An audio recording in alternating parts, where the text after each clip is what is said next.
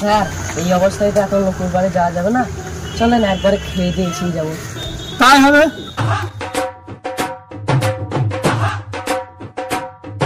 Sir Jilani তো helicopter নিয়ে আকাশে উঠতে গেছে, ওইখানে একটা BMW গাড়ি আছে, ওইতে করে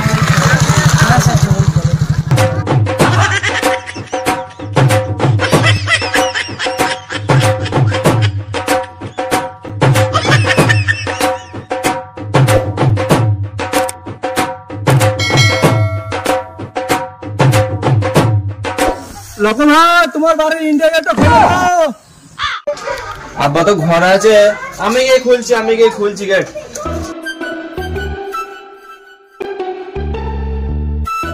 আরে দয়া স্যার 3 দিন পর আসেন, আসেন আসেন আসেন।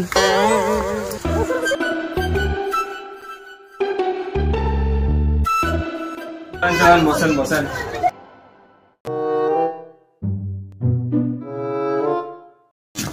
আব্বাকে ডাকছি। আব্বা সিআইডি এসছে। হ্যাঁ সত্যি করে সিআইডি এসছে। আজ 3 দিন পর সিআইডি আসছে রে বাপ, হয় নাকি এরকম ধারা? আজ কতদিন আগে ফোন করেছি আমি, আজকে সিআইডি আসছে। আজকে এসছে, বসো বসো এখানে। দয়া স্যার আপনি কখন এলেন? এই তো সব আসছি। তা আপনাকে যে আমি 3 দিন আগে ফোন করেছিলাম, তা আপনার আসতে এত লেট হলো কেন? বুঝতেই তো পারছেন অনেক কেস হ্যান্ডলিং করতে হচ্ছে আমাদেরকে, আসতে একটু সময় বলুন। আচ্ছা আচ্ছা। তা আপনার ওয়াইফের ছবিটা একবার দেখি। কই রে বেটা, তোমার এই ছবিটা একবার দেখিয়ে দে সিআইডি কে। দেখাই। এই যে স্যার দেখুন। এটাই তো আমার বউ ছিল, এর জন্যই তো আমি আপনার বাড়ি 3 দিন আসতে পারিনি। কি কথা বলছেন স্যার? হ্যাঁ সত্যি একই বলছি। মেয়ে দুজনের বউ কি করে হয়? আব্বা তুমি মাকে কোথা থেকে নিয়ে এসেছিলে? আমি তো বাপ জামালপুরের হাট থেকে কিনে নিয়ে এসেছিলাম।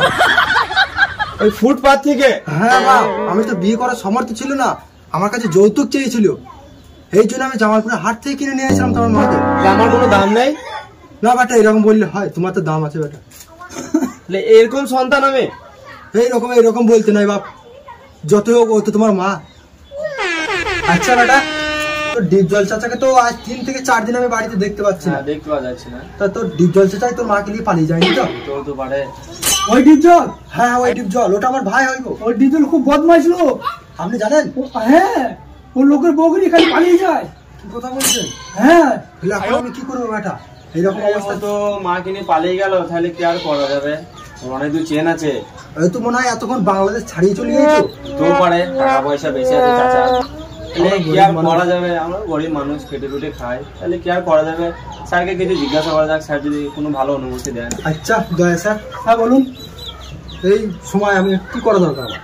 কি করবেন? আপনার ছেলের এমন এক জায়গায় বিয়ে দিন যেখানে মেয়ে এবং মেয়ের মাকে দুজনকে পাওয়া যায়। মেয়ের সাথে আপনার ছেলের বিয়ে দিয়ে দেবেন, সাথে আপনি তার মাটাকেও পেয়ে যাবেন। অনেক অনেক ধন্যবাদ স্যার এইরকম একটা আইডিয়া দেওয়ার জন্য। আমার ছেলেটারও বয়স হচ্ছে, ছেলেটারও বিয়ে শাদী তো দিতে হতো। ঠিক আছে, আমি চেষ্টা করছি এরকম বাড়ি যদি কোথায় আমি পাই।